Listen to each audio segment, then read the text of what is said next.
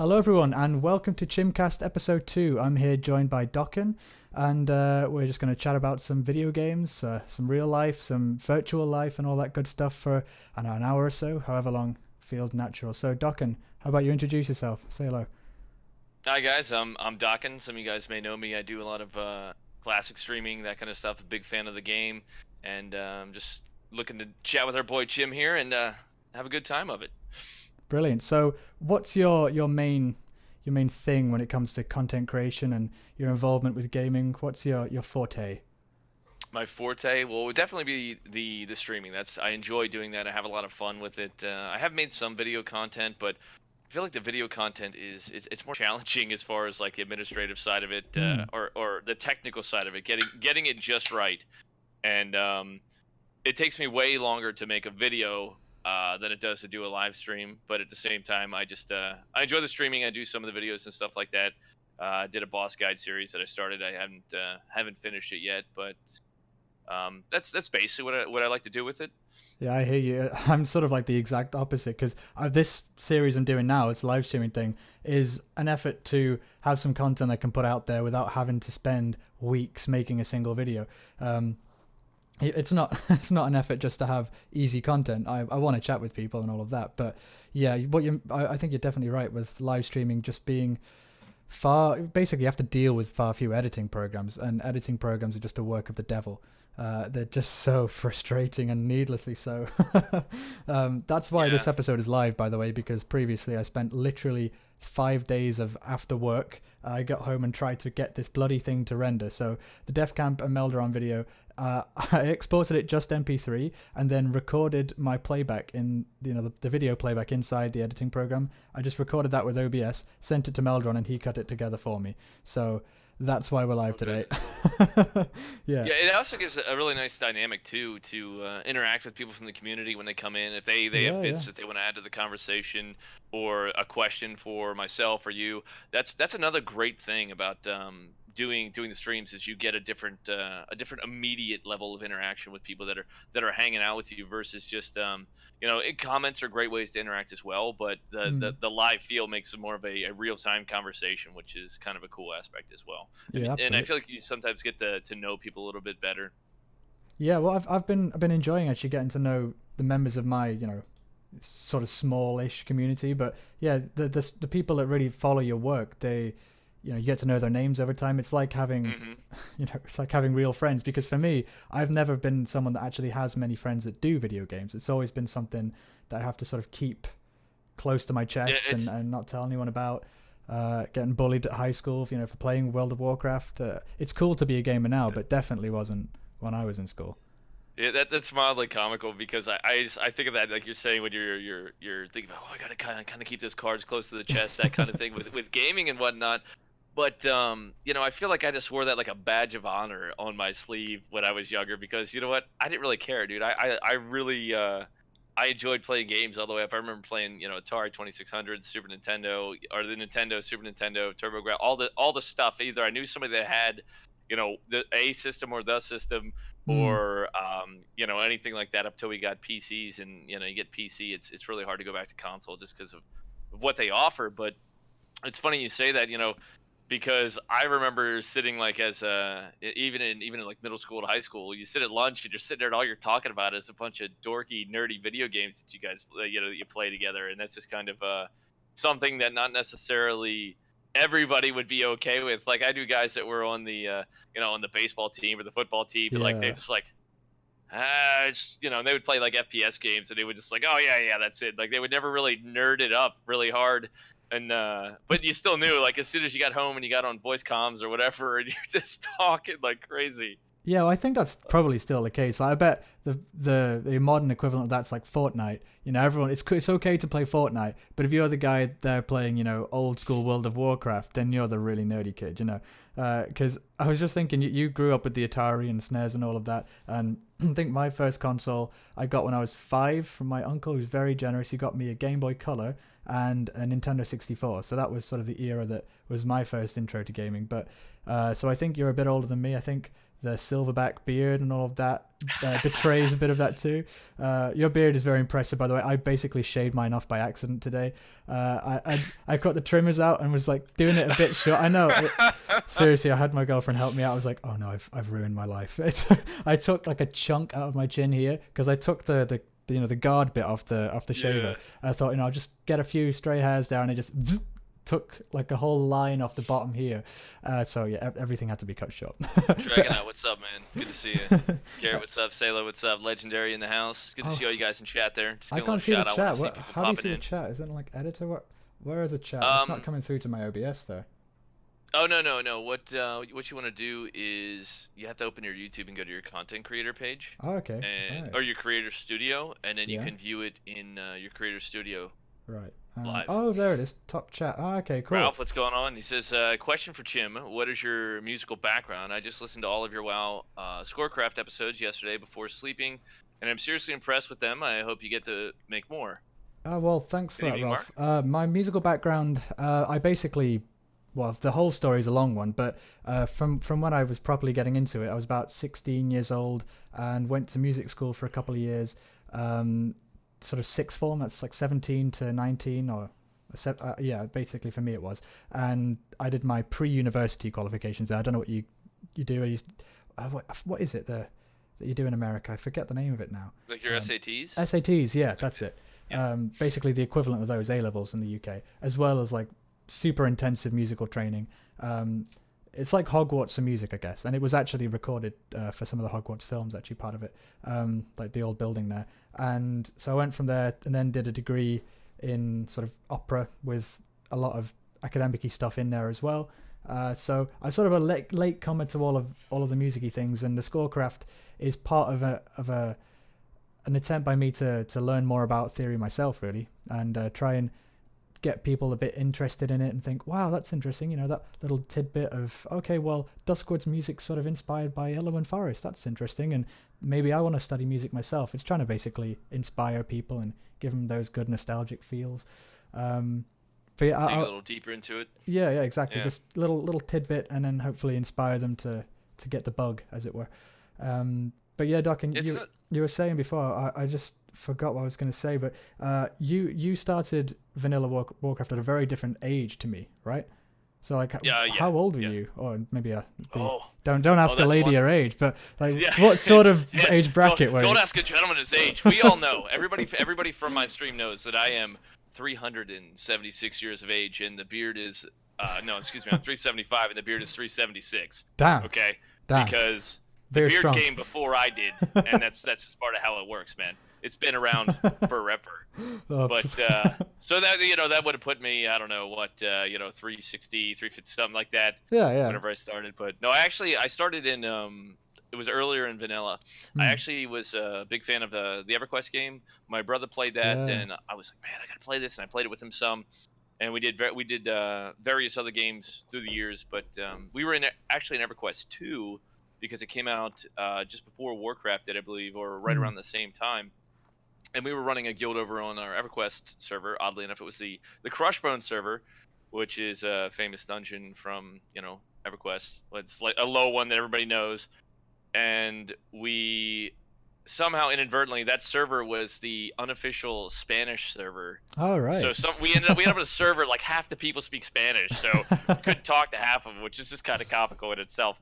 But we went really, really hard at that game. Killed all the raid content that was available and just working our way up to the top, doing some of the epic tier quests and stuff, or what they had called prismatic weapons back then. It was like the big deal. And then one of the guys that we were working with our raid team, as far as our tactics and stuff, was like, hey, I checked out this World of Warcraft game, and this and that, and like he was telling us that it was pretty good, and one thing to another. And we're like, my brother's like, he goes, man, this game's good. I'm like, what'd you do? You go buy it? He goes, yeah, I went out and bought it. I'm like, are you kidding me? So I had to leave the house, go to the store, go buy the game, come back, and we started playing World of Warcraft together. It was earlier on, because I feel like I remember it was sometime between MC and Blackwing Lair, because I remember them doing like full refunds on the talent trees when they rebuilt the trees and that kind of stuff. But I definitely got to start it earlier on, and coming from a history of playing EverQuest, if you're familiar, is a much more dangerous game in that dying is exponentially more painful. And Because when you you lose die, experience, you can right?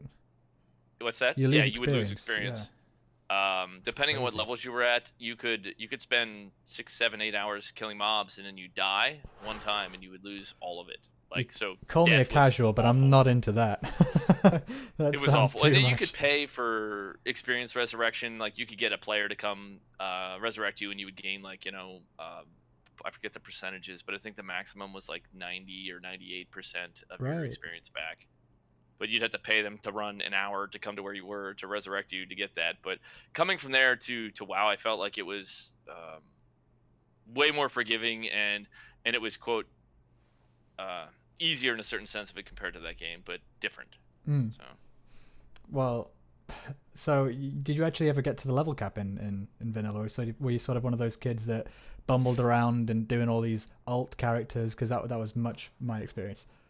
no, I got to level cap. My first character was actually a gnome warlock, because I, through discussion with my brother, he played a rogue and I played a warlock, but we kind of pictured the warlock as what was going to be closest to as possible the enchanter from EverQuest, and it wasn't Right. quite the way we envisioned, thinking that enchanters in EverQuest were very powerful.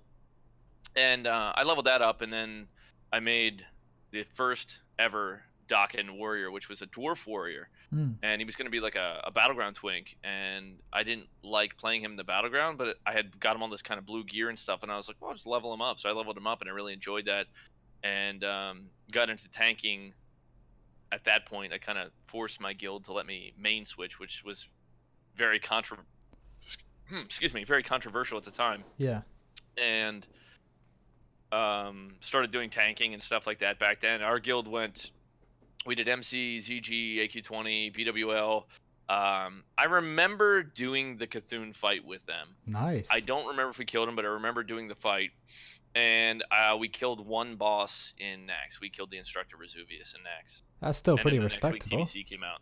Yeah. I thought it was reasonable compared to the probably 300 people I've met that say they killed Kel'Thuzad, and I'm like, oh, okay, sure. Like, that's what it comes to my head, is like, sure you did, like, because so many people say it. Now, some of them probably did, but I feel like it's You're a being too kind. disproportionate amount of people that I've met that they killed him in Classic. Yeah, they killed him in Wrath, I think. Which I did the Wrath Nax raid, and we killed, was it Anubra Khan as the first spider boss guy? Yes. And that's it. And I then didn't do any raiding until the Ice Crown Citadel, and we did everything up until Syndragosa. Couldn't figure out what cold resistance was. We were stupid kids. And that's basically my entire raiding history, apart from, was it Highmaul, the first one in Warlords of Draenor? I got broken up with pretty badly then, and so I just like went hardcore back into WoW again. But then wanted to not fail my degree, so I stopped. But so I'm looking forward to when Classic comes out properly now and actually trying raiding for the first time, because my whole experience of WoW has been not raiding. So like I'm quite looking forward to it, like a kid at Christmas. I know there's a present there. I know when I open it, it's going to be great. But I don't really know what it is yet. I've never properly done it. It'll be fun. You'll enjoy it as long as you'll cooperation, the pain and agony, and then the amazing euphoria that comes when you finally succeed. Yeah, I think the couple operations are the thing I'll probably enjoy most about it. I'm not really a very competitive person. I was saying this with Def Camp and Meldron before, that I like playing healers or some sort of support class because I like the team game aspect of it all. Yeah. I like that about climbing as well. There's a lot to it that comes with that. And real quick, we just got a remark in chat. Mark says, actually, for me at least, the age question is really appreciated. Many, if not most, classic content creators on YouTube are fairly young. I was in my 20s when the game was released. Right. There you go, Mark. He says, okay, it's hard to find someone else relatable for me.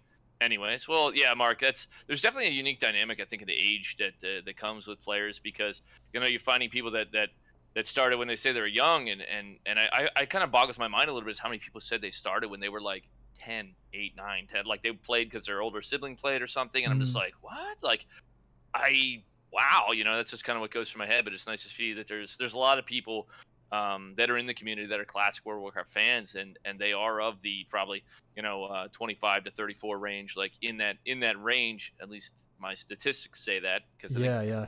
the greatest percentage of my viewership is from that range. So it's kind of nice to know there's a lot of people out there that are in that category. Good Yeah. statement, Mark. Thank you. The same with my demographics too. I myself, I'm 23, so I didn't play in classic proper. I think I might have started just at the very very end. I think I remember the opening of the burning of the dark portal, but I'm not sure if I was remembering that through my friend's brother's account, like watching him do it, or whether I was still already playing by then. But yeah, I think I'm probably about as old as Mark was when real classic was out. So I've been thinking that I'm going to sort of relive the adventures of some people who actually got into classic when they were already adults and older and having commitments and stuff, and then trying to juggle raiding. Hopefully that's doable. If Mark's done some raiding, then it gives me hope, because it's easy to flunk off school and do raiding instead of your maths homework, but maybe if you got like a job and kids and stuff, that's not quite so easy to achieve. Yeah, I remember being in college or university, as you might say, and was playing games, and my brother was actually there at the same time, and I showed up the one morning for class, and he looks at me and he goes, "Dude, you look like you didn't sleep." And I was like, I didn't, because I stayed up the whole night leveling. Like, it was just stupid, and it's like, how do you do that stuff? But it's just one of those things that gamers just get. You get sucked in, and you just keep going and going. You just got to balance that reality with your entertainment as well. But it makes for good memories. I don't know how much entertainment really covers it. The question, why do you do that stuff? It's like, well, I'm not really sure, but there's something important there. Like when you're in Azeroth, it's like you're in a real place that is just as real as when you go to the school classroom, and there's people there you want to talk to. I'm trying to describe this sort of thing. Here's a great example of that. Like, having this interaction with people, and they don't understand. Like, trying to explain to like my wife, like, about how the value of like making sure I attend raids. Is like, well, why do you have to go? It's just a game. Like, well, you don't understand. There's 39 people that are people like me that are in real life. That's dedicated time to set aside to be there. Now, if I was on a recreational, basketball team, where I played, on some other team, and I had a commitment to make it to games for 2 nights a week, would you think it was peculiar if I was to say I have to go to these things on a regular basis and not miss them? Particularly if I was the team captain, or I was the highest point scorer or something like that. And you kind of make that rationale or that analogy, and you think, well, I guess it's true. You're just kind of sitting in the basement, playing games like a literal neckbeard, and she knows where you're at. You're hanging out. It's just something that you can do, and it starts to make a better connection, I think, for people when you describe it that way. And it's also, as you say, like enjoying something together, so it's almost real life, is to think, I can speak with my brother about gaming events and things that happened, and I'm going to reference EverQuest 2 because this was a very comical moment for us. And we had the guy that was our main tank, because I actually played an enchanter in EverQuest 2, but the guy that was our main tank at the time, his name was Dopey, and he liked to he was very much into the recreational smoking of drugs, if you will. Let's say, I don't know how the devil's lettuce, perhaps. The devil's lettuce. Lucifer's spinach. Trying to explain a strategy for a boss, and he was just out of his mind. He was just like stoned out of his mind. And he's like, you got to do this, and this guy here, and the thing, and this is like 15 minutes of him trying to explain it. No one understood what he was saying.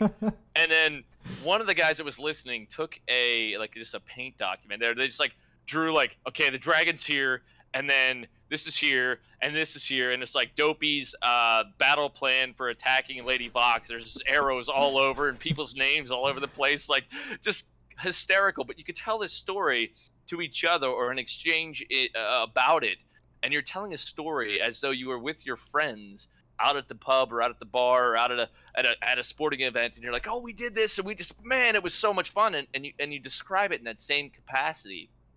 And it kind of makes kind of makes it like it's a quote real, but it is real because you're experiencing those same enjoyable events. You're experiencing the same conversation, the vocalization. The thing is just not physically together, and you can tell a story like that, and people can reminisce about the same thing. It's just kind of interesting. It's like a total different social interaction. It's different, but it's not any worse. Like, it's interesting. We're like the first generation. You know, we're not necessarily all in the same generation in this stream. You know, but this meta generation of all of us that have grown up and experienced the internet and the ability to talk. For example, what we're doing right now. I'm not sure what state you're in America, but I would never have seen you in my entire life. I don't even know America's even real. I've never seen it, you know? And we're having all these experiences that are as real as if we were physically there, but we're getting to have that experience with people that otherwise would never have crossed our paths. And I think that's wonderful. You know, it's a great opportunity we have. So it's definitely an amazing thing too. You think you meet people from, you know, from China, from Russia, from India, Brazil, United States, you know, the UK, various other parts of Europe, Germany, Australia. There was guys. Okay, get this. This was a crazy thing that happened in, I would say, somewhat recent history.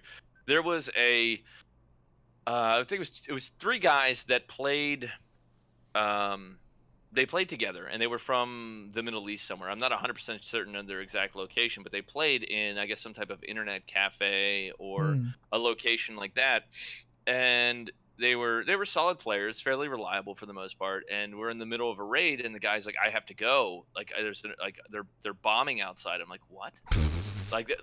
Literally, there was like some kind of actual like combat situation happening outside of the building where they were, and they had to leave.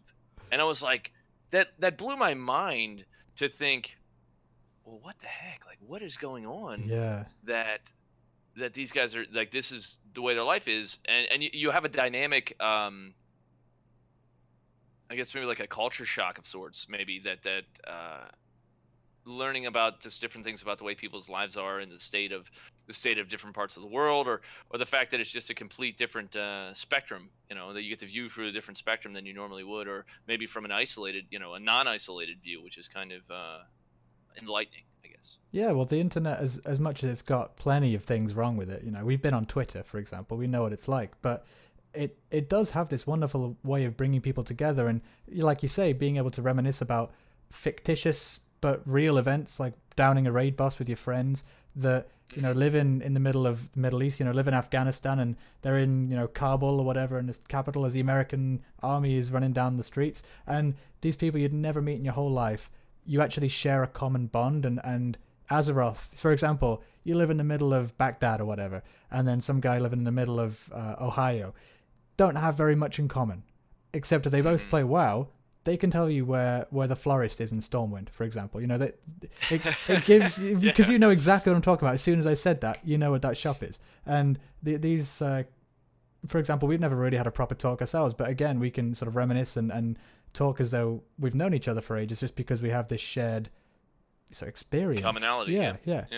Real quick, what's up, Scott? Fat Gucci, it's good to see you guys in the chat there. Luke Keen, it's good to see you, man.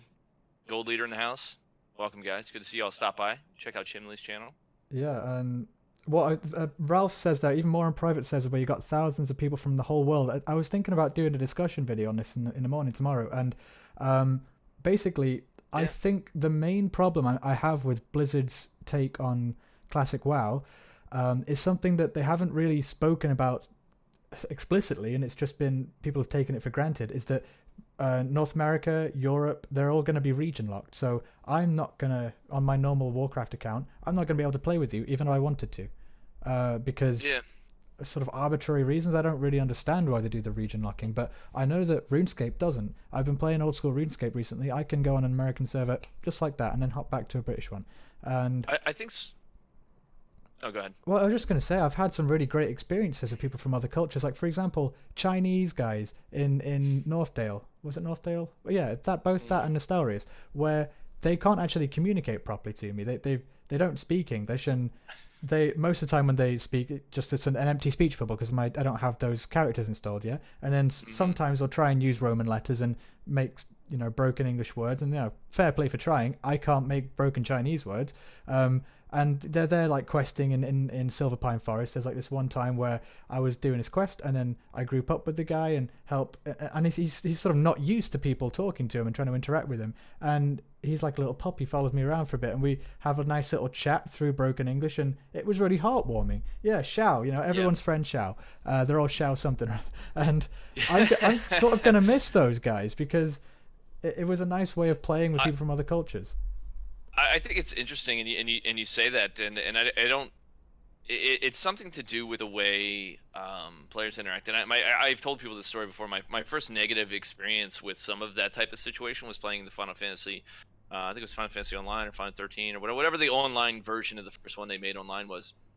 And they had like drop-down menus with pre-designated words, and you could like drop random words into the chat that they could read, and it was so complicated. But the thing that drive me nuts was the fact that you couldn't just openly like, hey man, let that mob go, I'm trying to do this or whatever. Like you couldn't say a regular communication. You could like link an item and then link a boss name and link, like, it was like kind of really broken, like you're saying. Yeah. And the etiquette on the way the players interact with not just you, but they interact with each other and they interact with the world and you would make me infuriated. Like I remember sitting at a place waiting for what would be like a rare or like a named spawn that would come to a spot, and I was an item I needed. It was level that I could kill and I could do it myself, and it was an upgrade, and I sat there for an extended period of time, 30-40 minutes or something, whatever it was, just kind of killing mobs in the area waiting for it to come.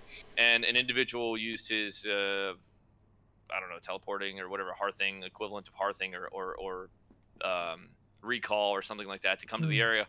As soon as it spawned and he came in and just killed it right in front of me, and I'm like, you are such an a-hole. Like, he didn't care that I was there already waiting all that time for it. He had the timer on the respawn and was just came back to kill it to get it.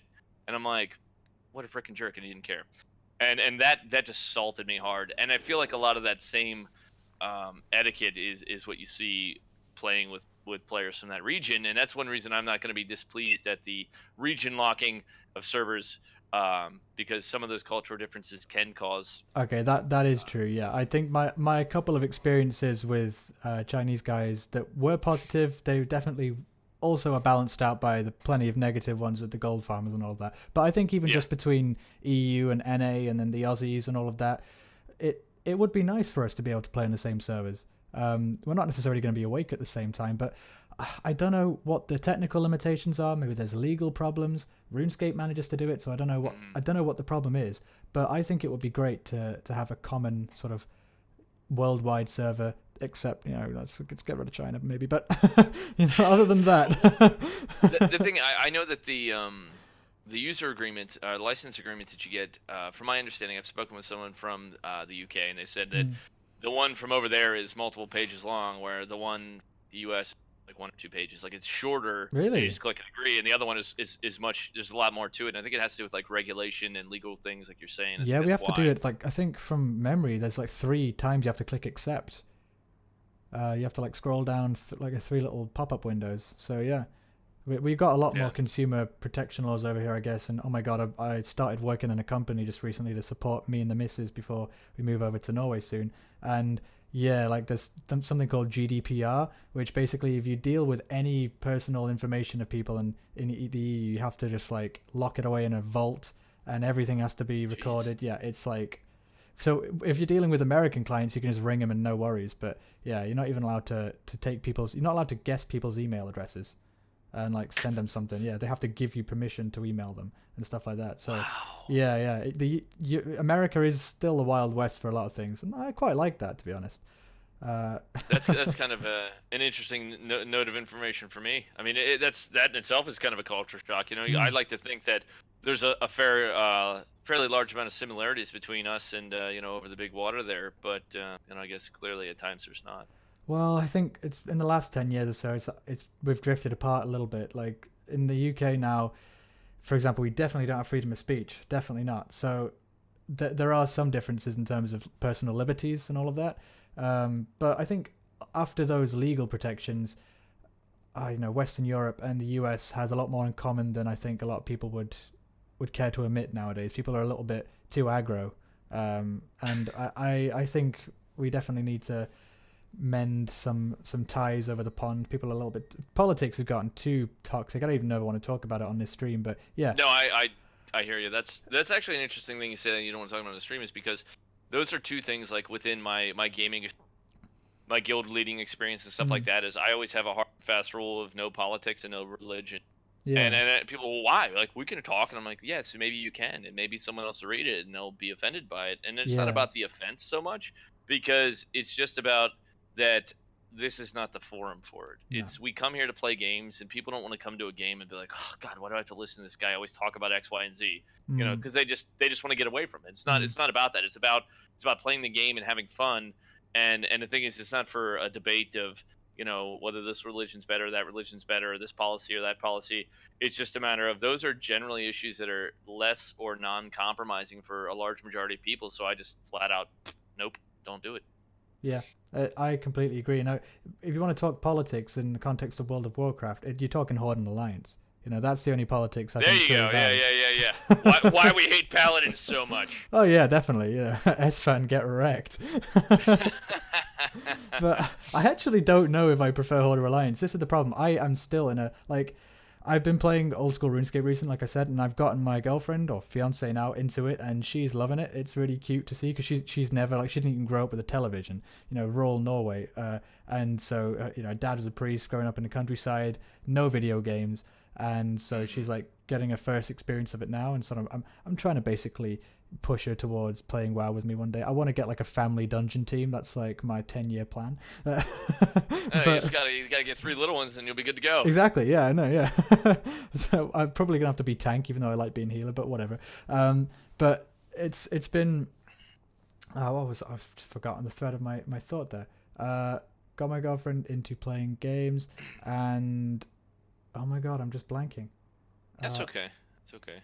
The I know. Anyway, that's Horde an and Alliance. interesting thing No, too. I've got it now. Horde and Alliance. Yeah, because I don't know how I got into talking about RuneScape. But basically, I don't know which faction. Oh yeah, like I said, I've been playing RuneScape, so I've not been thinking about World of Warcraft as much. That's it. Okay. And so every time I do think about classic WoW and think about, oh, what am I going to roll? I have an identity crisis. I have no idea. Every time I think about it, I get more and more stressed out, thinking it's getting closer the day when I'm actually going to have to make the character. Yeah, I have no idea. Every time I think about it, let's do this as a exercise of thought. Okay. My first inclination is to say is, what's the most funny? What do you picture yourself doing in the game? Like, yeah, that's why I tell people, like, ask yourself, what do you like to do? What do you want to do? What do you think you're gonna want to do? Well, it's weird, but I like buffing people as they run past me. If I can't do that, then that makes me a bit sad. Okay. So, like if you're looking at that, it's like a huge head. thing. For some reason, it just strikes a fancy with you. I would say, okay, so then you're gonna look at priest, you're gonna look at druid, you're gonna look at paladin, and that's really all your options there. So you're looking at utility or healing class, which shaman doesn't include, because their buffs come from their totems. So you can't, unless you want to go around giving everybody water walking and underwater breathing. Dude, I gave people that with warlocks. Like, I'd give them warlock buffs just for the hell of it. Well, what are the warlock ones? It's like shadow resistance or something? Oh, no, that's priest. The warlocks do have like one buff they can give people, right? Yeah, the underwater breathing and then lesser or sea invisibility or whatever it is. I legit go around giving people that. So I mean, you could. I mean, so I guess you could have that as an option. But like, you look at those things and then you ask yourself, how important is that actually to you? Is that like that's what you want to do? You want to run and do that, or is it that, you know, it's just kind of entertaining and then decide, is that really what you want to shoot for? Well, I think it's just like the end game for your gameplay. And you can have more than character. I plan to have like 4 of them, or like ridiculous amount of 60s at some point. Yeah. That's the beauty of Classic. You have plenty of time to collect a roster of them, you know. I think the buffing thing more is just, it sums up the character I want to portray. I like the support role, basically. I like helping people, and I'm not the classic DPS type that's racing to get the highest numbers and out competing all the other guys. That's sort of too aggro for me. I'm a bit of a care bear like that, I suppose. Well, so then if that's what you're going to pick, you know, ultimately based upon that, you can look at those classes there and then kind of decide, okay, your next question is, I mean, well, obviously it's not going to be Paladin because you want to play Horde because it's better. Also, I don't want to keep buffing just people. An advocate. Well, no, like, Horde advocate if you're a Paladin and you've got a 5-minute buff, no, No, I'd rather not, actually. I want to do something in the raid other than clicking the buff. Like, I like buffing, but Yeah, not that much. You know, I'm not deranged. I hear you. I hear you. So with that, then you just ask her like, are you gonna feel like, excuse me, doing as a priest, you're gonna probably have a greater opportunity for raid spots in an optimized raid group. Yeah. Just because you're going to want more of those in druids, where druids are generally going to be held to two maybe spots for raid, just because of the way they function and the way their hots work and all those kind of things.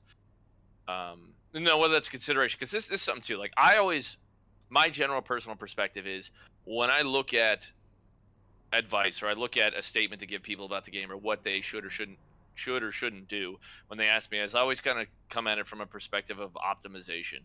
So what are you gonna do?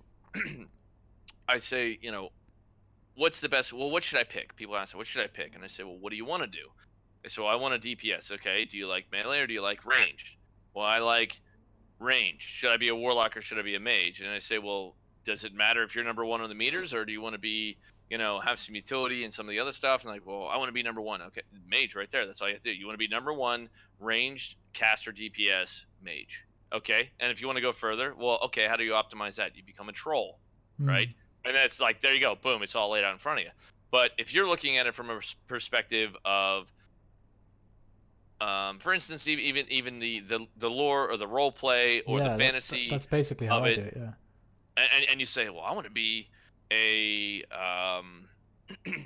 a troll shaman because it fits, or I want to be a Tauren druid because it fits, or I want to be an orc warrior because it's big orcs are that's what they're going to be. Yeah. And you look at it that way because you like it. Now some of that's optimized, some of that's may not be optimized, but at the same time, if you don't enjoy what you're doing at the end of the day, you're it's a practice in futility essentially, because why do something if you don't like it? Well, that's what really interests me about the game, and that we've got such different approaches to it. Like the optimization, especially in vanilla, like there are legitimately some races and class combinations that are just better, flat out. Which maybe you could argue, oh, maybe we should balance that. Obviously, I'm not suggesting we should make no changes. Obviously, no changes. But I can understand people arguing why that's not. No changes, please. But for me, like, it's interesting that you have the optimization angle on it all, because when I think about, what character do I want to be? Oh, what do I feel like today? All of that. I'm just this artsy fartsy, musician type that, what really speaks to my soul? All of this namby-pamby stuff. That it's really interesting. We have these two completely different approaches of the same game, and we have the whole different playstyle, and yet it's interesting. It's completely different demographics within one game. Absolutely. Yeah. Absolutely. And that's goes down like through every facet of the game almost. There's ways to do it. Like some people are pure numbers and business, and some people are, I'm gonna be the tanking enhancement shaman. Like a boomkin druid in my group, and like they got some kind of weird combination. Like I don't, you know what I mean? Like there's just whatever people like. And at the end of the day, I tell people, no matter what you do something that's going to be fun for you. Does that mean you may be excluded from certain things? Yes. Does it mean that you may be in a guild that's just failing through molten core versus being in a group that's face rolling up to AQ or whatever? But if you're having fun, who gives a shit? Exactly. Like who gives a shit what you're doing if you're having fun? And you know what? Apart from the last discussion video I made, which has just blown up and it's done surprisingly well, the previous one before that, it was called, like the thumbnail said, Spec Fugees Welcome Here. And basically it was all about all of these specs that are just broken and terrible. So boomkins and tanking enhancement shamans. I'm sorry, Def Camp, Meldron rather. It's just not the thing. But there's all these specs that are terrible, and you're never going to get in a Naxxramas world first guild. But that video was the most popular one I ever did, and there's a lot of people, like a silent majority, that probably don't really care what you roll, because there's 40 people in the raid, and there's probably plenty of space for some slackers. And all the old men that are now playing that they used to play back in the old days, they're not going to be racing to 50 or 60. They're playing for fun and chill. Probably not. And that's something too. I also tell people when they ask about that, I say, look, I'm in full agreement with people when they look at a raid composition and they say, well, you can bring this. Like, yes, absolutely you can. You know what? You can bring, if your raid fails or you wipe and you get stuck on any boss in the entire game, because you have an enhancement shaman in your raid. You got some You other have problems. more Yeah. problems. You have more problems than just that enhancement shaman. Yeah. Because I think you could bring? I think you could bring one boomkin. I think you could bring one enhancement shaman, and you could probably bring some other scuffy like race class combination, Yeah. and still do pretty much everything in the game. I have not had the experience of the Horseman, Saffron, or KT personally, but I feel like that you could do those as well, because essentially, if you look at it, is the encounter doable with 3 people dying during the fight? Yes or no? If the answer is yes, then you can bring those people, and they can do their role. Maybe not as efficient at DPS, or maybe not as efficient at healing, or maybe not as whatever, but they can do their role, and they can add a contribution to the raid as a whole. A So social yes, I think it's contribution too, you know, because people. yeah. I'm not saying it's bad. Like we had an enhancement shaman we took all the way to Nax with us, Wow. and we took him not because he was like the most amazing DPS, or he was this, or he was that, or whatever. He was a good guy. Yeah. He showed up to almost every raid. I can't recall him missing maybe more than like less than 3 in like a year and a half. You know what I mean? He always came prepared. He never complained about his task. He would heal any time we asked him to. If we said, "Hey man, can you heal for this fight?" Yep.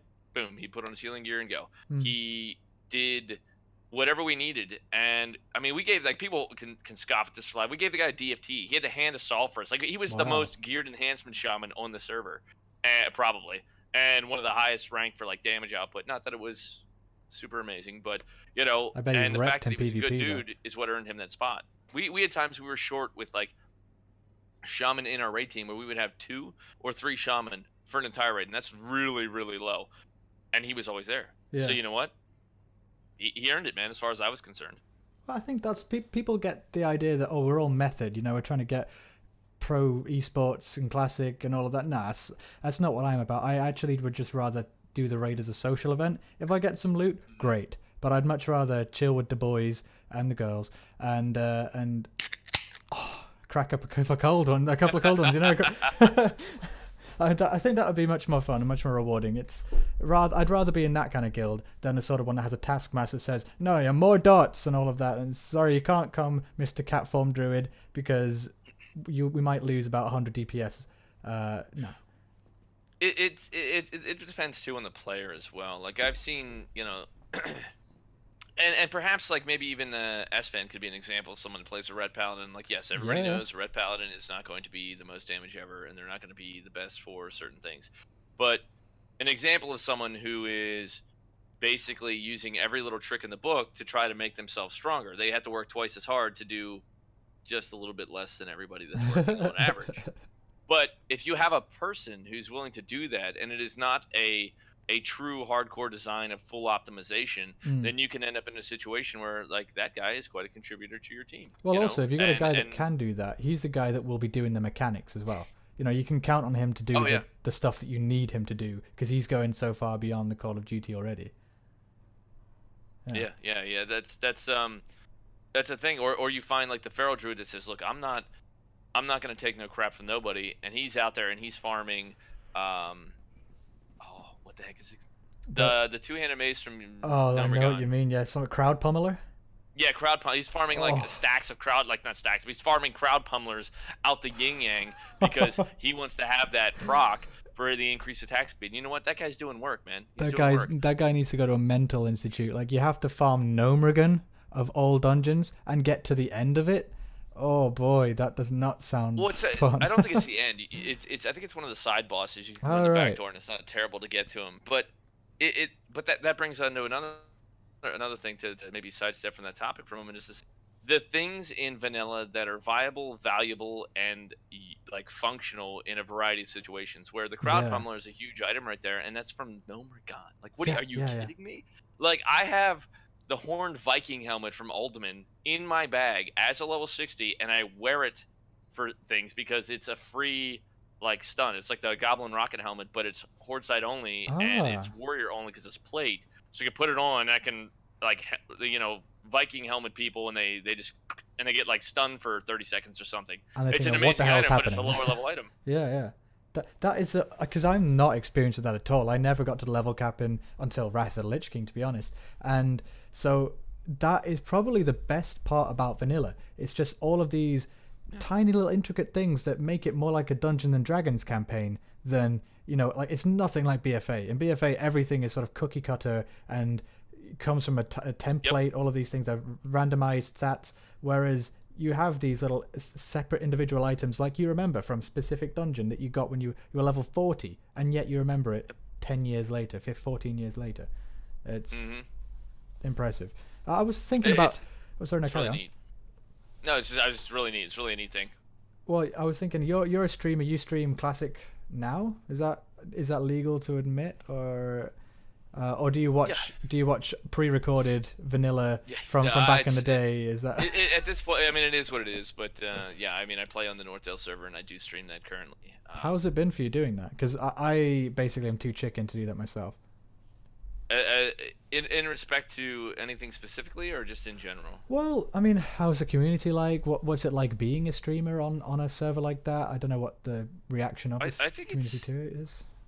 It's really neat. One of the coolest things, and I know some people are like, "Hey, I don't want to bother you," and they just drop me like a little vote of confidence in a message game. They'll say something like, "Hey, man, keep up the good work," or "Hey, dude, I saw this or that. You guys did good in AQ40," or they'll say something. And it's really cool, kind of like vote of confidence in what I'm doing as part of what I want to do with my channel, and the fact that people that are there are taking note of it and supportive of what's being done and helping grow the community. I've seen a bunch of names in chat here today that are just specifically people that have they're generally on my channel. Maybe some of them know who you are as well. But I think it's great because I get to see them here. They get to see kind of a different side of me. They get to see other content creators in the community. As far as what's happening, what's being done. What's up, Sven? There we go. There's another one. And it's just good to see that. And I think that even beyond WoW itself is to see people that as a content creator or as a streamer, people say there's kind of some people watch you just for the game.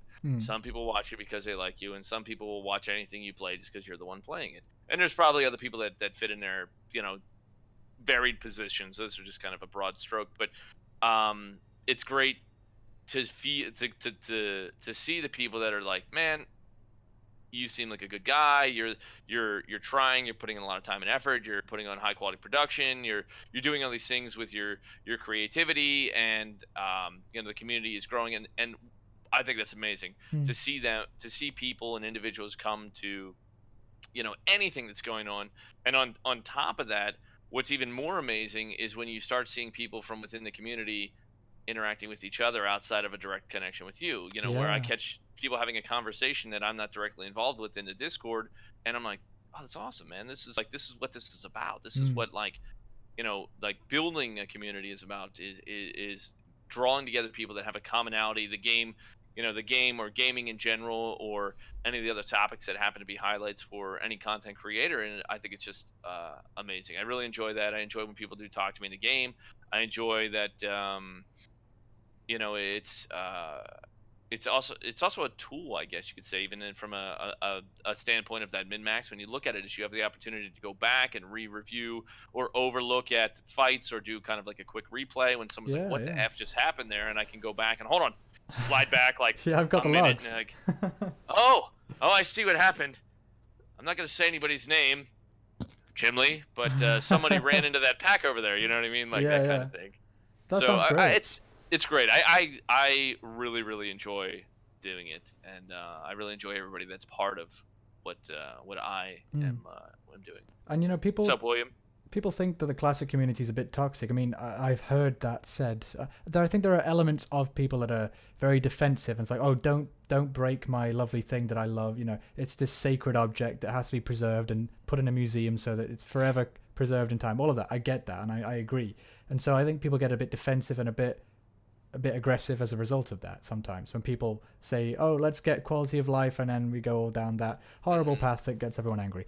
And other than that, in my own comment section of my videos, people are so nice. Like, sometimes I don't know how to respond to a comment because I'm like, okay, how do I do this justice? Someone just like poured out their heart and soul, and I think, well, but what do I do with all of this love, really? And that, to be honest, doing the content creation thing, it's actually quite draining emotionally and artistically and tiring and all that. And it's really nice to actually reach out and touch another person like that and think, wow, this is meaning something to someone, and it's actually, I'm giving of myself and helping others. That is really what it does. That's why I do it.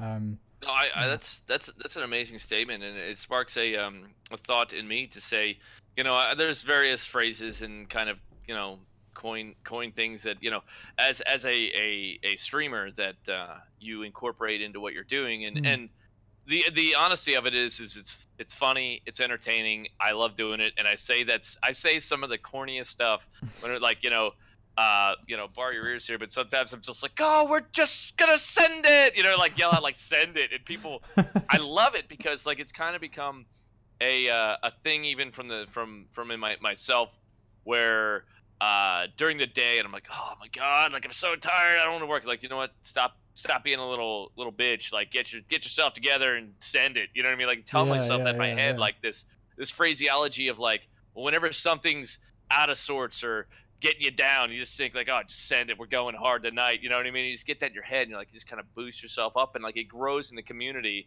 where it becomes not just a thing for me, it becomes a thing for everybody. We got the one guy that does like a lot of running and working out and stuff like that, and he's like, come on man, we're sending it DOCKEN style, and he says this and he posts like, he ran so many kilometers or did this and that, and like, I got my Fitbit here, we're working on like maybe it sounds like an old man, but like a step challenge this week, and I'm not as well off as I'd like to be, but it's still something to encourage people to better themselves in life, and we got the guys here in chat, send it boys, just gonna send it, that kind of stuff. And I also incorporate there, it's like, oh, we don't give up, we don't give in, and we never quit, meaning just like whatever you're doing in life, perseverance is a big thing, and doing something greater is important. And I mean those things as much as they are kind of like a catchphrase or like a silly statement, but it's the reality is a betterment of everybody, and it bringing, as you said, bringing some kind of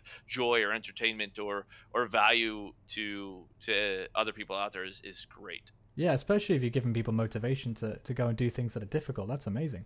I was just thinking that I hate social media, right? So I don't use Facebook really now, apart from when you have to contact that family member, or that bloody group chat that just won't die. The stuff that you can't, for sort of social, you want to be able to show your face in public still. For example, I left my year group at uni. They had like a singers group chat of the people in my year. I left it in my second year on the bus one morning because I couldn't be fucked with dealing with people. Oh, what room's that class in? I don't fucking care. You've woken me up, and all of that. I was like, okay, I'm done. I'm leaving this. And I went into the lecture, and everyone, the room, everyone was just like, watched me come in, just staring at me.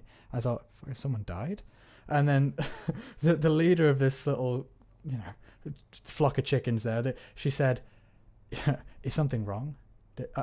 Did we do something? Did we hurt you? Like, are you okay? I thought, I just don't like meaningless group chats. I'm terribly sorry about that. And so the same goes with Instagram. That's a whole pit of vipers, in terms of people's social esteem and their self-esteem, all of that. But when it comes to the YouTube world and in Discord servers and sort of these communities where you create them yourself and people come and find you, and actually most of us are semi-anonymous, we're using pseudonyms. I don't really make my real personality that much of a secret, but even though we have this mask on, we're sort of more human and more sociable with each other than in the other social networks where people aren't wearing a mask, where they're allegedly doing their real life things. But okay, you don't have that good a life. I know you in real life. All of these glitzy Facebook photos, I know that's not the real you, and all of that, but it's allegedly the real person. Whereas sometimes I find that Valrisha there in the chat,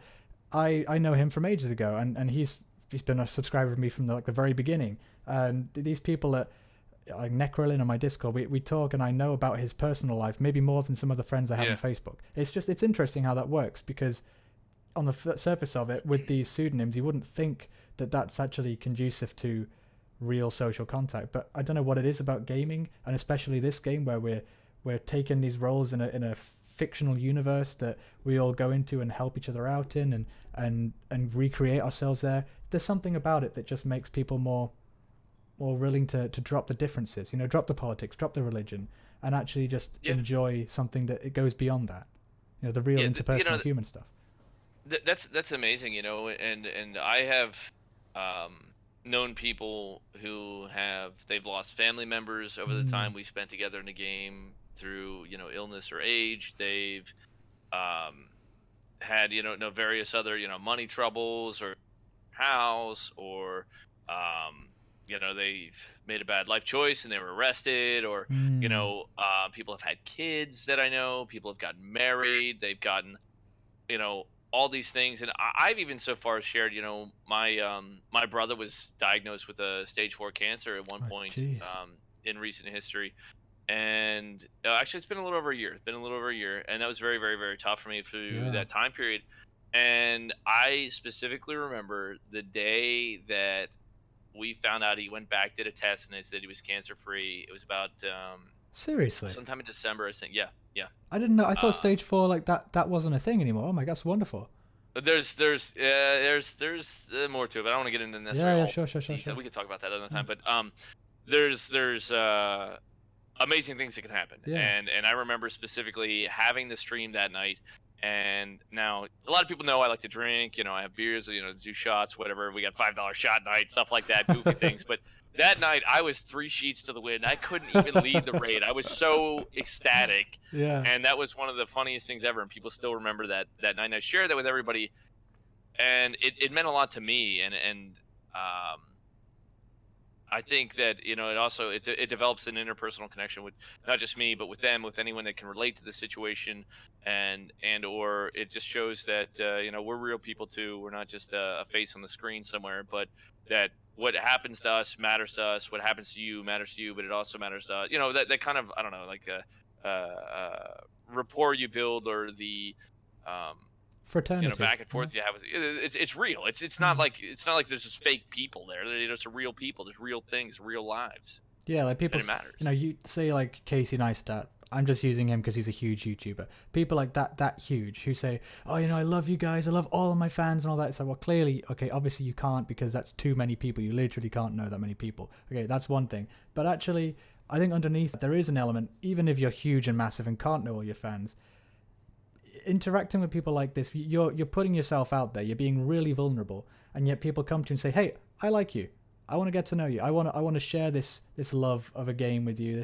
This sort of fictional universe that we all want to be part of. I think that's really, I don't know, my point I'm trying to make is people might think you're being cynical when you say, hey subscribers, I really care about you, thanks for your support, it means a lot to me, and getting to know them personally. But it's actually genuine, at least from me and from all us classic guys. I agree. Yeah.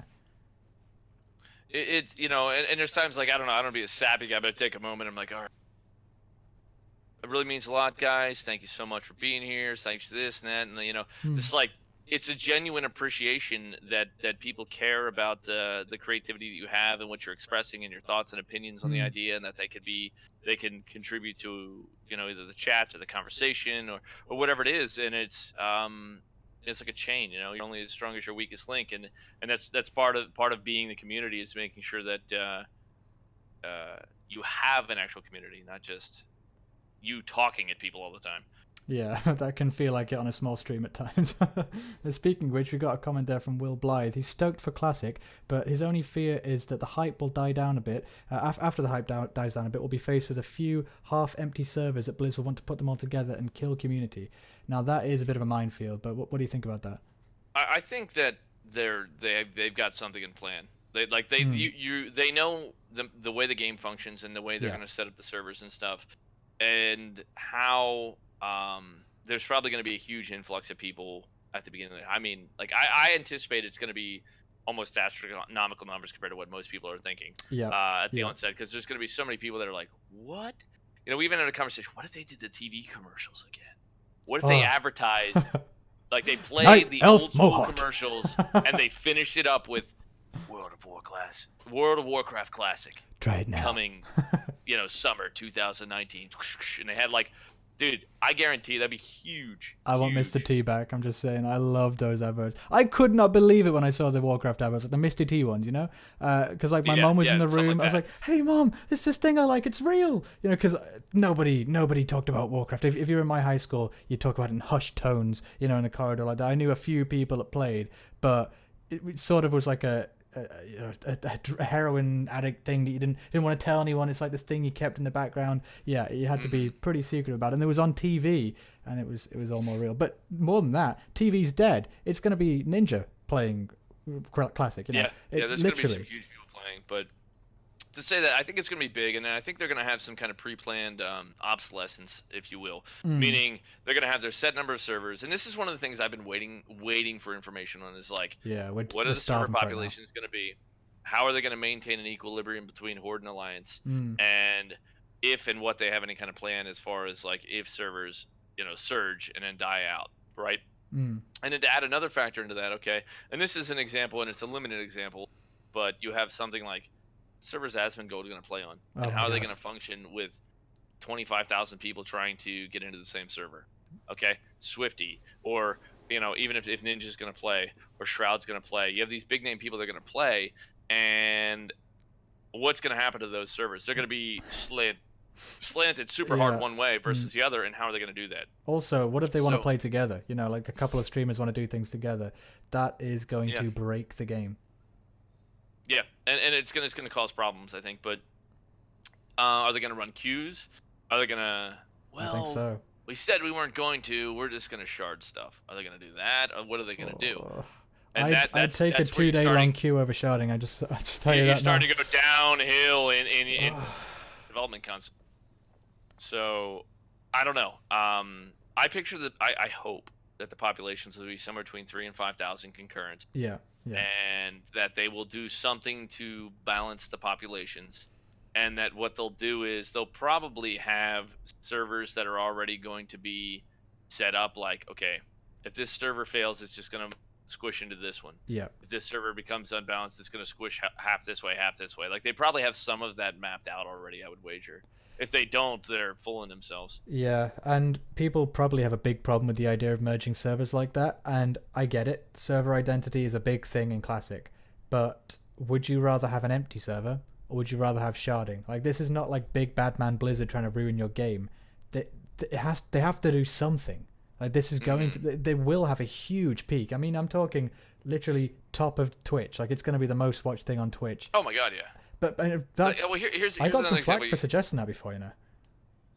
The what? I got some flack for suggesting that in a previous video, that's saying that Classic's going to be, you know, super popular to begin with. People are sort of doubtful. Oh my god, it's gonna blow out like all the battle royales and everything. Oh, it's yeah. gonna be number. I'm looking forward to battle royale dying. Holy. Yeah.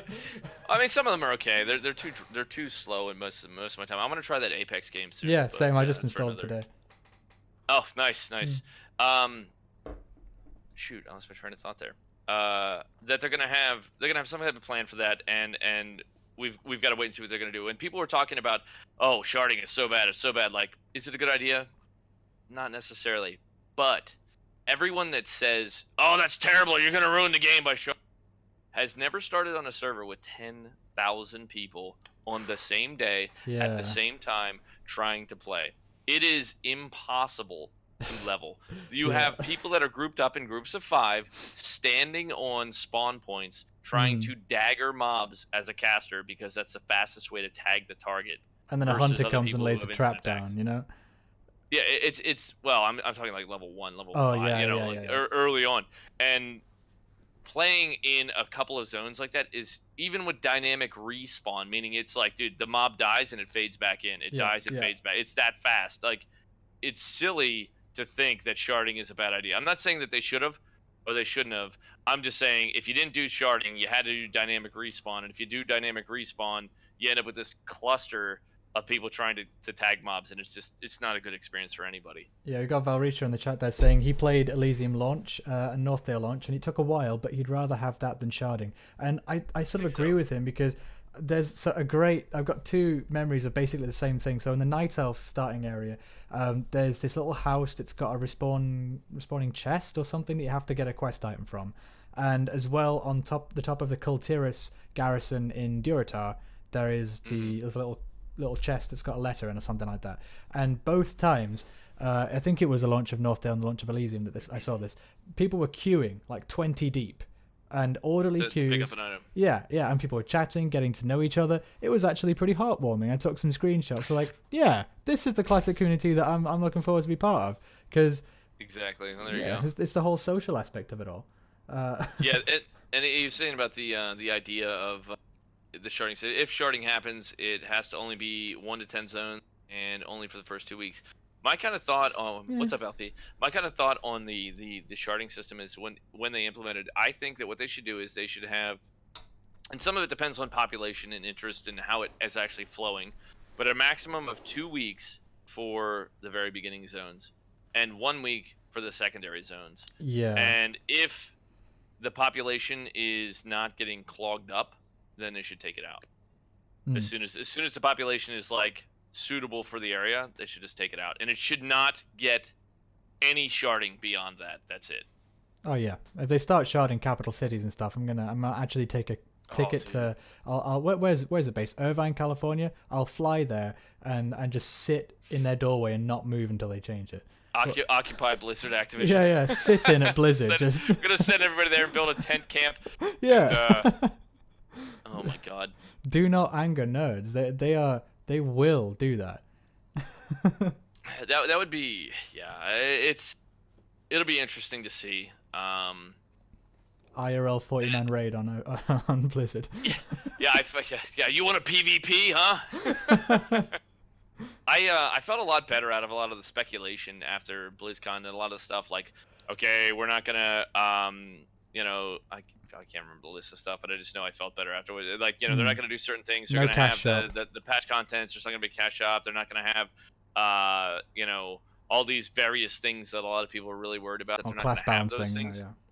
Yeah, and that essentially what they were trying to do is they're trying to make it as vanilla as possible. And I think the contingencies are the functionality of play and management. A lot of people are looking at the BattleNet integration lately, and they're talking about the right-click report. Yeah, that is a horrendously bad idea. So tell me about that, because I've stayed away from it. I don't really know what the deal is on that. What it is if there's a problem or someone's being breaking like TOS or whatever, they're cursing or spamming, they're doing something, like you can right-click report, and like if enough people do it, the person will get silenced. Right. Where they can't talk to other players. At all, I guess, is my understanding. So or they can get spam reported, and I think they can get banned or booted or something substantive can happen. So imagine this. In vanilla, someone says, I got an idea. Let's just spam report Asmongold because whatever. Shit, yeah. And he can't talk to anybody, he can't do anything, or he like gets kicked out of, just like how bad would that be? It'd be bad for him, but then he'd tweet Blizzard and they'd fix it. He'd open a ticket, they'd fix it. But what if they did it to you? Imagine like someone who's not exactly, yeah. Or they think it's funny to do. Like I watched a clip of a guild that says, "Is that still working? Is this that?" They said, "Well, you get muted in guild chat too?" And the guild reported their own guy, and he got like kicked offline or something and couldn't talk again. It was like stupid.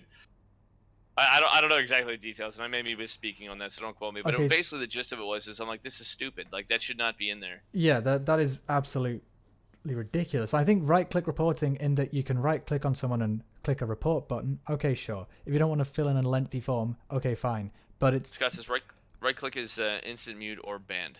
Right. Okay. Oh my god. So it's fine to be able to do a quick way of reporting someone, I guess, but as long as a real person looks at the damn thing, you can't just. If you've done anything on YouTube, you know that algorithms are not always infallible, and they can be abused. So yeah, I don't think that's a good idea. People will just be trolling like mad. So imagine again that you find you're in a your adversaries with some other guild group or some other team, and you know what? Let's just spam report their tanks. And you get all of their tanks banned because you get your entire guild of 100 people just to report them, and their tanks get banned. Oh my god! They can't raid that night or something. Like, how stupid is that? That should get you a permaban in my book. That is just not cricket. That is not fair play at all. Yeah, but those are the issues that people are worrying about, and maybe Blizzard has a method to try and correct it. And they've been so quiet about the classic in general that Yeah. hopefully they've got something that is going to prevent that, or something that's going to be like a hard catch review system or something. Well, I think there was a blue post, like a mini blue post, this week or last week that was basically, "Hey, we've got some really cool stuff. I really want to share it with you, but no, I'm not. I'm not sharing anything with you right now. Sorry. Come back later. But we're doing something, and it's like, okay. Well, thanks for that, Blizz. I guess it's good to know that they've not Anthrax released in the studio. Everyone's dead. It's good to know that you're actually still alive, but this is not very helpful. And with a bunch of autists on the internet that are seriously into a game like this, and you're just letting us stew in mystery and speculation for when was BlizzCon, like 6 months ago, something stupid like that. They've got to do something with us soon, otherwise people are gonna. I've already seen a lot of people saying, yeah, I'm not hyped for WoW anymore, I'm over it. I think it's going to be dead on arrival. All of this stuff because the speculation has just blackpilled so many people. They think the game's going to be broken. And it's just because people have got this horrible, like, horror movie. You don't really see the monster, so you blow it up bigger than it really is. So I think we definitely need a bit of a blue post soon. There's no faith in Blizzard, I think, is part of the problem too, because so many people have just seen, like, what was it? I heard it described. It was either on a podcast or live cast or a stream or something. That basically Blizzard had purchased so much credit with the community by producing great things for so many years. Yeah. That people just keep thinking, oh, it's going to be better. It's going to be better. It's going to be better. And because they were so drawn in and they cared so much about, Diablo, the earlier games, they cared so much about original WoW, they cared so much about, StarCraft and all these things, and they're like, oh, it's gonna be better. And Blizzard has kind of used up all the credit that they bought with the community at this point, and that's one of the reasons why they're seeing kind of a downturn in the community acceptance of what's going on and why the game is in the state it's in. And I've always kind of personally held a theory in my head that as far as games go, what the maybe for a metaphor of it is that the squeaky wheel is getting too much attention, meaning the minority is crying the loudest because, well, they're the only ones who go to the forums and cry about it. Why would I go to the forums and post every couple of days, oh man, you guys doing a great job, keep it up every game? Like, I'm not gonna do that. I'm just gonna play the game relentlessly and enjoy it, right? So you have this smaller group of people moaning and groaning, and it's caused changes that have pushed away a larger portion of people that were satisfied with it. And I think they just need to make sure that they're listening to the right people, and they're not listening to essentially crybabies and turning the game into something it shouldn't be. And that's what had happened, and hopefully they will stick to the core of what vanilla is supposed to be and make it that way. Well, I think there's a good chance because there's all this, well, ourselves included, a bunch of people who've started making videos on the subject, and a lot of people posting in forums and in Discords and Reddits. And the general consensus of what everyone in the classic community that have been the diehard people for years, that basically the reason that it's happening at all, the consensus of what we want is a hard game, an unforgiving game. Some old school parent that'll give you a slap around the back of the head if you do something wrong. We want that sort of hard life, and because if you get stuff given to you for free, it's worthless. It doesn't have the same value. Yeah, and so and it's a risk reward. Yeah, I think they're probably going to have a better chance of listening to us because they know what happens when because they've already done it. They'd listened to the people that didn't like the cruel Taskmaster version of the game, and it got watered down to the point where it's sort of, imagine getting a Coke and just adding half water to it. It's like, why would you drink that? That's disgusting. We want the concentrated sugar water, please. None of this dilute Coke. That sounds disgusting. And it's like Celtic said in chat there. It says, failing a classic would be the final nail in the coffin, or Blizzard's coffin for a lot of the community. And I agree. I mean, if they screw up classic and they make it something that it's not, or they turn it into Legion Light or BFA Light or whatever, like, some version thereof, I will have a serious issues with the game. Of course, we'll try it, we'll see what's up, go from there, decide, look at what they actually have done or haven't done to make a decision on if I would continue to play it or not. But at the same time, it's like like you said, I think a lot of people are putting their eggs in the basket of, if they get classic right, we're gonna give them a chance. If they Yeah. don't, we're gonna call it a wash, and they'll probably be done with them. I mean, Well, hey, it's not just going to be the final nail in Blizzard's coffin for the community respect and all that. It's going to be the final nail in the coffin financially, to be honest. They've not had a good run of it recently. It's just all been sort of yeah. going downhill, Overwatch, Hearthstone included, Heroes of the Storm as well. And yeah, I think this is a make or break moment. And regardless of how Blizzard do on this, I think that the recent success of old school RuneScape and the presumptive success of vanilla will teach developers in the future, okay, this is what people actually want. This is actually what works. Like, all the WoW clones back in the day copied what WoW became. They didn't copy what WoW actually was when it was successful in its heyday, you know?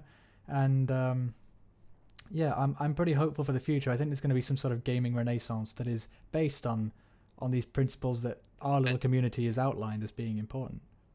That's something. One of the games I've been watching for quite some time is Pantheon: Rise of the Fallen. And Yeah. I've listened to Alex Central's it. videos and that. It seems pretty interesting. It's gonna be this is what I think. It's gonna be a cross between, not even cross. Older EverQuest was very slow, in its play, generally speaking. If you play on the Project 1999 server, which is a original version of the game, I think they're pushed up through the 3rd expansion, and that's where they're going to stop. But it is sped up on there because of optimization. But the thing is, having the pace be a bit faster than what EverQuest was is what Pantheon is shooting for. But they're not going for like a full World of Warcraft speed where it's like bam, bam, bam, bam, bam, nonstop. It's a little more tactic in each move that you make, and it is a deeper community-based game that's a little more dungeon crawl, a little more, those kind of things. And I'm really looking forward to it because I was such a big fan of the original EverQuest game. It's one of the games I pre-ordered. I bought one of the packages to get the beta access to it. Right.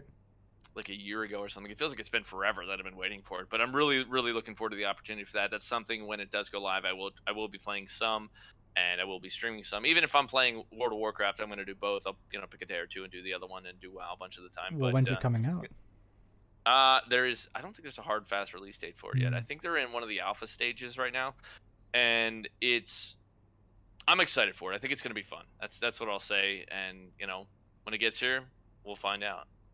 Awesome. Well, I'm looking forward to that. I'm looking forward to potentially playing a bit of Lord of the Rings online one day when I start streaming, sort of toward the middle bit of the year. I've got a soft spot for that game. I never really got to the end of it, but there's something cute. It's still got a die-hard community there. I might go and play a bit of that. There's also Guild Wars Online that looks pretty interesting. But to be honest, when you're playing a game like World of Warcraft, you really only have space in your mind for that, to be honest. As much as there are many great games coming out, like Apex Legends, whatever it is now, it looks pretty and it's apparently very good, but it's like you got one-itis with MMOs, Yeah, well, that's a true statement there, for a lot of the time. But this is something like in my experience over the rise and fall of certain private servers, is that the content comes in waves, and after a certain point, you end up in a position where I had multiple level 60 characters that are geared up, they're locked out for the raids. I was raiding, double, triple Molten Core BWLs a week. Like, I was like, all my characters would get locked raids, and if I played them, it's like, okay, well, now I'm kind of like, let's say spent, but you're like, all right, I've done a lot of WoW, a lot of raiding for this week.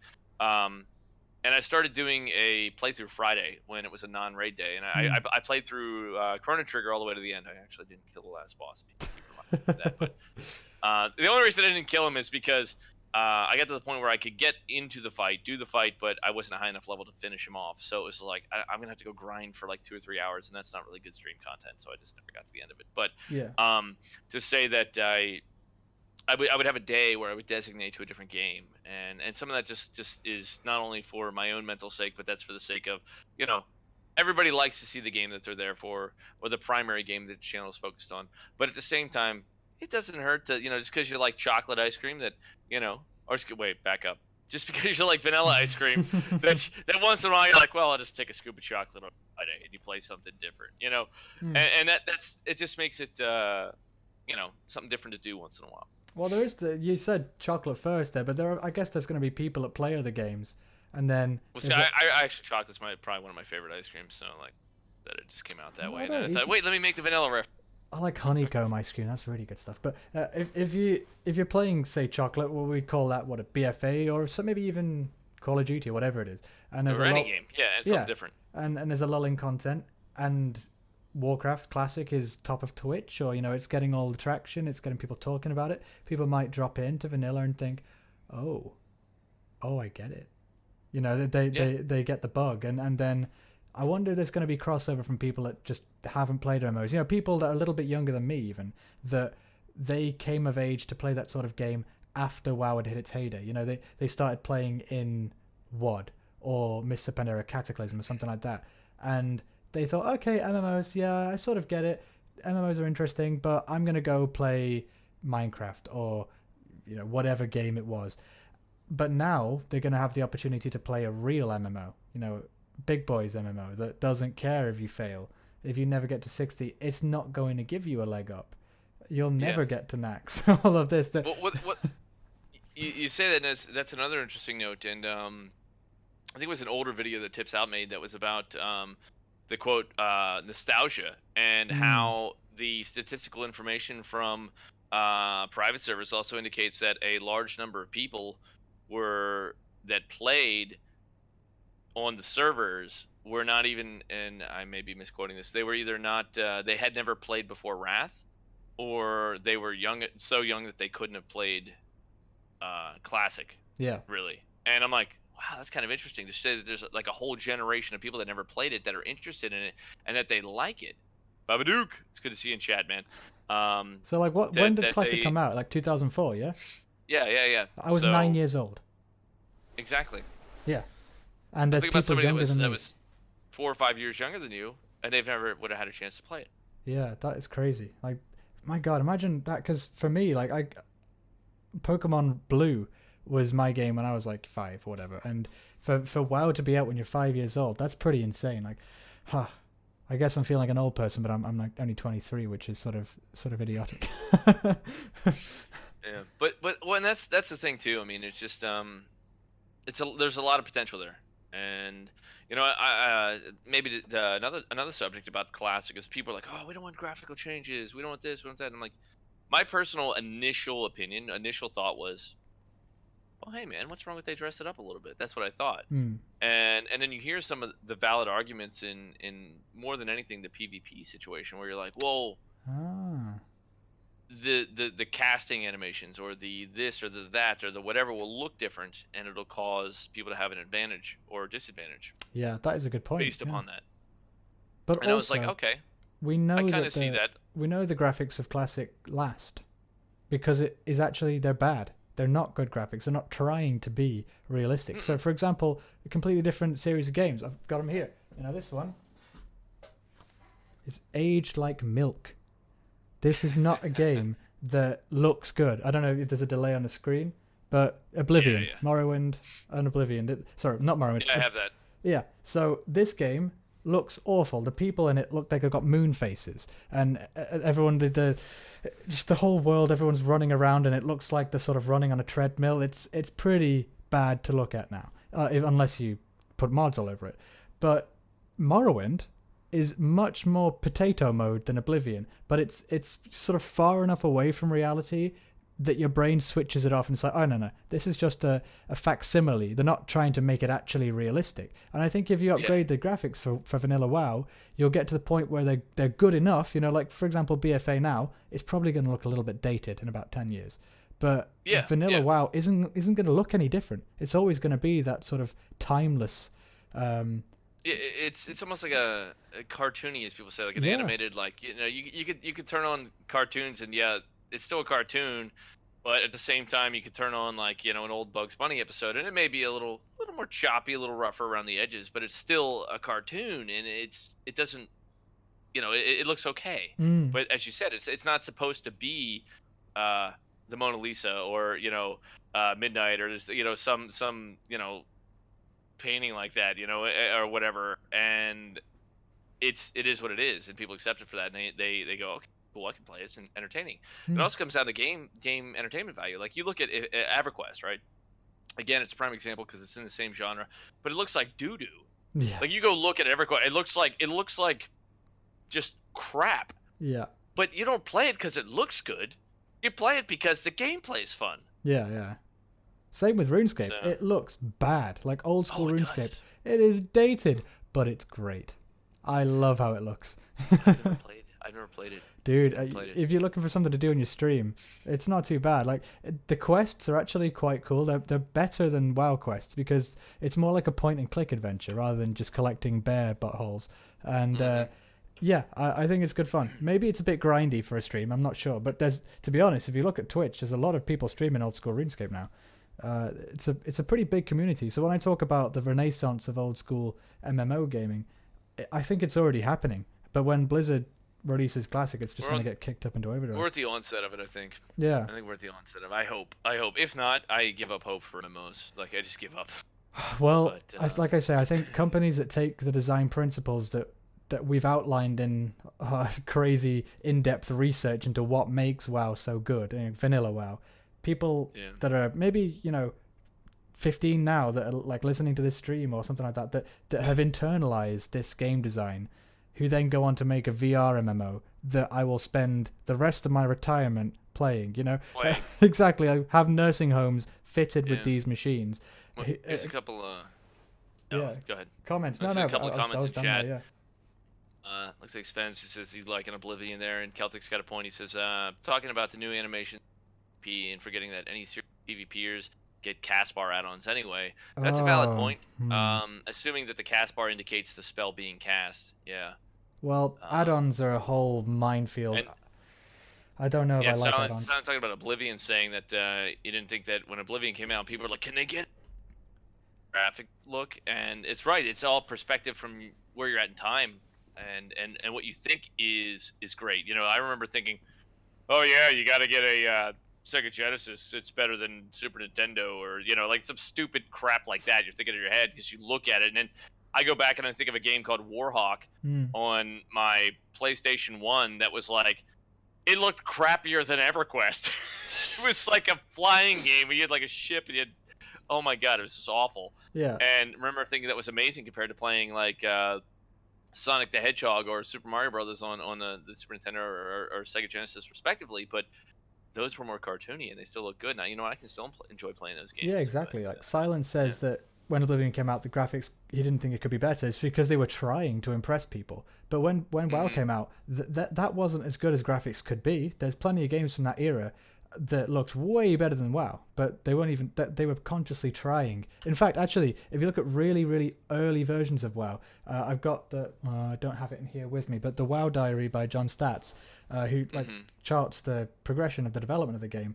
The really early first sketches of it all, like the first renderings, they did it all realistically. So the proportions were all realistic. There was some sort of Viking longhouse looking thing that was ornate and carved and looked like a real building that looked like shit. It was bad. Like, it did not age well. And I don't know what genius came up with the fact of doing all of the proportions wrong and making it all cartoony, but I feel like that world is more real to me than Skyrim even. Skyrim's already more dated than vanilla World of Warcraft, in my opinion. I think... Yeah, I think... Oh, go ahead. Well, I was going to say, I think you have to get to the level of Witcher 3. That level of, okay, this is legitimately quite close to reality now. Like, we're getting pretty damn close. Like, it has to be that good for it to be worthwhile doing that kind of realism, I think. See, I think that it's important. Like, realism never impressed me. Like, I was never like, oh man, I want a game that looks exactly real. Like, I want a game that's fun, and I want a game that looks clean and smooth, right? So, do I care that WoW looks cartoony and kind of like, it's got a lot of sparks and flares for like the casts and the animations and stuff like that? That's great, but like at the same time, if you look at what was that game that basically released and died the same day? Atlas? Not Atlas. well, Atlas did do that, but it was in a. I think it was like a Chinese made RPG. I'm drawing a huge blank, but either way, it came out and it was the graphics were nicer. It looked kind of neat. There's a lot of fancy stuff, and you're like, oh, that looks great, but you basically polished a turd. You know what I mean? Like, what's the point of having a game? Ion, Bless. That's what it was. Oh, Bless Online. Oh yeah, okay. Like it looked decent from what I saw, but then it was just crap. It died. Like there was no game. The game was just busted. It did all kinds of problems that it had, and it's like, why would you worry so much about what the game looks like when you can't even play it? Yeah. And that's a huge thing for me. Yeah, the game. It's like it's not the skin. One game that I really enjoy as a single player RPG is Zelda: Link to the Past, Super Nintendo. Oh yeah. I really enjoy that game. It looks cartoony, but it's fun to play. Yeah, and also the dynamics of the game design of vanilla, like how they encourage social interaction. That's what really puts it, head and shoulders above everything else. It's not the skin that the game, the stuff you see on the screen. It's not that. It's the mechanics and the way it fosters player interaction. That's the real game. The rest of it's just window dressing. However, actually, despite the cartoony nature of everything, I actually like Ashenvale is one of my favorite places to be. I'm going to go record some footage for Azimist Isle. I'm going to do a video like Scorecraft on that, and it's beautiful. Like you go there and it's just calming. The music, so like there's a big bass drone and it makes you feel really relaxed. Like I fall asleep every night listening to this hour-long remix of Azimist Isle, just like plays for an hour, and it's I highly recommend it. By the way, it's very relaxing, and despite the cartooniness of that, they managed to create something that still feels real. I don't know how they've managed that, but it's pretty impressive. Yeah, that's one thing too. Is the fact that the music is different in classic, where you have a looped song that plays and it cuts out. And looped if you tell it to, or plays it cuts out. And correct me if I'm wrong, and you have to forgive me. I'm not super up on this, and I haven't actually watched the Scorecraft. I'm sorry, but okay. Is that the original stuff was all done with orchestras and those kind of things, and they were made, like basically like a symphony song, or something to that effect, versus some of the newer stuff's done differently. Is that correct? It's sort of the other way around. So that the newer stuff is with a live orchestra, and not necessarily like a traditional, romantic orchestra that all the instruments you'd expect. They've got those, but they often have lots of other instruments that you wouldn't normally find in an orchestra, which is great. But in the vanilla version of the game, it's all synthesizers basically that sound like the real instruments. Yeah, but they just didn't have the budget. It's fucking expensive to hire 50 professional musicians. Yeah, no. So they have real voices. I think for the most part, I think the voices are real. But all the instruments aren't. I think in BC, I'm pretty sure it's real, but I've not got proper confirmation on that. But yeah, at least in vanilla, it's synths, good synths, all the same. Like I would not actually advocate for them to re-record that, because you'd never capture the same sort of sound. If they were to redo classic with a new soundtrack, it would have a different completely, yeah. feel. A violin that's a synth doesn't have all the harmonics. If you play this real string and it rings, it will have a completely different harmonic profile. It's getting deep with Chimly. Sorry, it's no, go for it, man. It's good. It's good stuff. It's something called a timbre, which is just like the quality of sound. So, the difference in like how a clarinet would sound and how an oboe would sound, that is all to do with how it resonates, like how the actual instrument itself, the wood of the instrument resonates. The physical. Yeah, it's literally apparatus. The physics of it. Like you can see it in the waveform. You've got like all of these partials or harmonics, whatever you want to call them, that they sort of try to imitate that on a synthesizer. But every violin will have slightly different harmonics themselves, so you can't really accurately recreate that. So I'd love them to have an option where you could switch on like a toggle and have the new recorded versions of the Stormwind soundtrack with real instruments. That'd be dope, but they'd have to include the old stuff because they just couldn't. It couldn't be done. You can't recapture the same sound. But yeah, that's my music nerding. Very interesting. It's more like so the synthesized versions are more like what you think it should sound like, rather than what it actually sounds like. Yeah, it's weird that like they're sometimes it's hard to tell what instrument it is. Like they're a little bit too similar, but they're I'd actually say they're different instruments. Like they're not. It's not like, oh, that synthesizer clarinet, that is worse than a real clarinet. No, that's just a different tool. You know, there's nothing to say you can't mix the two things and have real instruments with synthesizers. That's great. I don't think there's any sort of superiority between, oh, well, I've got a real instrument, that makes me better than you. No, none of this. No, you work with what you have. Exactly, yeah. Or what your budget allows if you're making or developing something. Well, they've got a lot more budget to play with nowadays, that's for sure. Oh, yeah. Okay, here's another statement from chat. Silent Snooper says, and I found that also that memory pairs emotions with sounds, and so when you hear something like AQ40 music, Ashenvale, or Tenaris, which if you close your eyes brings the mind a hot desert, it brings back emotions of nostalgia and things like that. So kind of like hearing that very specific sound or chord or series of connected it's connected sounds in the way that they're orchestrated is what strikes that chord. It's like it's memory by association, but the association is probably something that you subconsciously made that you didn't even necessarily know was there before. Yeah. You know, it's I can't think of a prime example, but it's that sounds very, very accurate, Silent. Well, basically, that's what I'm trying to explore in Scorecraft. Like, how does this music work? Why does it make us feel the way we do? I talked with the Def Camp and Melderon guys about the Elven musics like Ashenvale and all of that. They use a similar scale to what they use in the Lord of the Rings movie for the Rivendell music. So I think there are all these associations that come there. I just was putting a message in chat. Fraser there says he needs to go. No worries, Fraser. I don't know how you're managing to read chat and talk on stream. It's pretty impressive. But before we wrap up, do you have any just add rating at the same time? Oh yeah, my god, how do you do that? My brain is too like one track for that sort of thing. My brother says, he goes, dude, when I started streaming, he goes, I don't know how in God's name you can play the game, tank the boss, lead, like sometimes I lost leading the raid, but leading the raid and streaming at the same time and reading chat, like it requires like a multifaceted, like I'm looking at this screen, autopiloting my keystrokes, looking back, checking timers, looking back, like, and it just gets. That sounds exhausting. Yeah, Celtic says while drinking too. There you go. Well, that's the secret ingredient, I suppose. Well, I was just going to say, before we wrap up, do you have any sort of embarrassing stories or funny stories? I was thinking maybe have the wheels ever come off the truck there when you're juggling all these balls? Has it just gone totally wrong? Is there any times where? I mean, I'm trying to think here. I mean, there's a couple of times. Like I remember one time, I think it was Instructor Movius. I walked right into him because I was pushing something I shouldn't have been pushing, or like left my Leroy finger on the Jenkins key style. too long and wiped the raid because of it. There are a couple of opportunities or things like that had happened because I was staring at chat or reading chat. But when I've kind of, I'm gonna say perfected it, but gotten to the point where I know that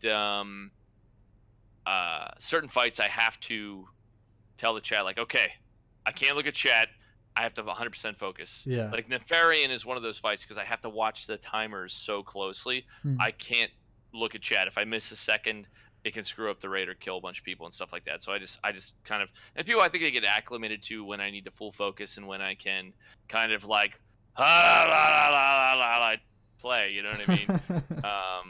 You know, for instance, our last Molten Core run, we started getting through it, and about halfway through, I'm like, I think I'm gonna have a couple of drinks, and it just got silly by the end, you know what I mean? Yeah. And I wasn't really hardly paying attention to the raid, but we actually ended up finishing our BWLMC raids all in one night faster than we had in the past. So. Yeah, whilst drinking as well. Fair enough. Yeah, whilst drinking. There you go. You know, some of you guys wiping because of that. A couple of times, like miscuing the mic, and I'm trying to talk to chat, and I'm just blabbing in people's ears about. You know, I was getting all ecstatic the other night about Thunder Fury, and I had accidentally pushed my push to talk and held it in while I was. Oh man, that'd be so great! Double binding drop, like just being silly or whatever. And people were like, "We can hear you." Oh, whoops. You know, that's just you know, neither here nor there. Most people understand, they get it, and it just kind of adds another aspect to the game itself, or another aspect to what I'm doing, and it's fun. I enjoy it. Well, really, but I don't think I've had any like horrendous mishaps. So good. Long may that continue, I suppose. I hope so. It's been really good having you on. I'm gonna have to tune into your streams. Like, what time do you stream normally?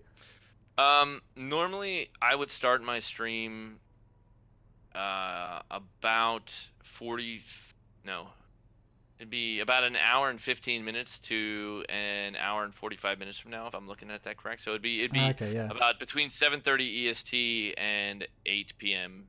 EST. So is that Is whoa? when I Yeah, usually yeah, start. okay, that makes sense. Over here, it's And like it's usually pretty late. Tuesday through Sunday is when I have the streams. Like I'll be kicking off here in another. Oh, sorry, you just to- cut to out fire there. the stream. You'll be going in another what, sorry? About an hour and a An hour, half. hour I'll and be a half. starting to stream, give or take. Like I'm probably gonna, we wrap up. I'll go stretch my legs, do things, go spend a few minutes with the missus, Mm, and reload. nice one. And Well, links to Docken's channel is in the description there. Please do go and follow him for when he goes live. Because I'm going to have to watch you on catch up, because I was thinking it'd be nice to watch you at work, be doing my data entry and all that, but have my headphones on. But I'm afraid unless I'm working at like midnight, that's not going to happen. So I'll no have to worries, catch you the man. next day.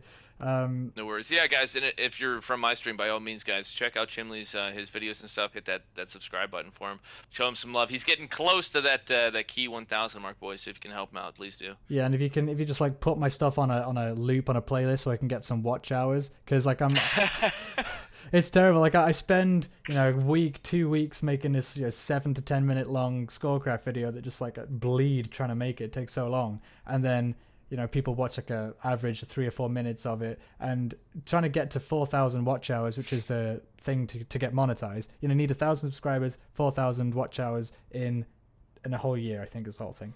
And I just got over halfway on the watch hours now, but that's part of the reason I'm doing the live Nice, man, streaming. making steps. Yeah, because it's like cartoonists and all that. People who do like a lot of work to do quite a small video, they got slammed by that because they get the views, but it's not long views, so yeah. But it'd be good to have you on again in the future, and maybe we could have you on with Death Talk Boys and have a bit of a round table. It'd be fun. But yeah, thanks for coming on. It's very much appreciated, man. Thank you for having me, and it's been great getting to know you a little bit better and just talking about the game in general and just gaming in general, if you will. Absolutely. And thank you. Right, well, I'm going to go and find the stop live button. Where is this? Streamlabs? All right. All right, boys. We'll see you thanks for next tuning in, time, huh? everyone. Stay chim. I'll see you in the next one. Bye-bye.